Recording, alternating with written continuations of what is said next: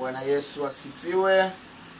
Jioni ya leo nataka kusoma andiko fupi la kututia nguvu na upate silaha za kumpinga huyu mwovu shetani. Biblia inasema katika kitabu cha Yakobo 4:7, basi mtiini Mungu, mpingeni shetani naye atawakimbia. Bwana Yesu asifiwe.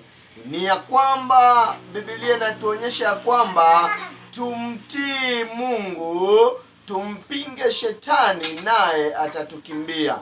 Ndugu zangu na dada zangu, ukitaka kufaulu kwa maisha yako ni lazima umpinge shetani na umtii Mungu. Anasema 8 inasema mkaribieni Mungu naye atawakaribia ninyi. Bwana Yesu asifiwe. Itakaseni mikono yenu na enyi wenye dhambi.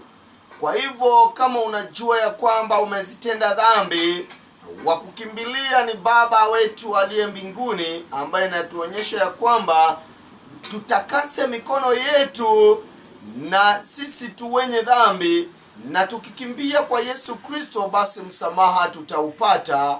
Hilo ndilo wazo la siku ya leo, na Mungu akutie nguvu, na Mungu akubariki, na uendelee kusikiliza mahubiri yangu, nawe utabarikiwa kwa jina la Yesu Kristo.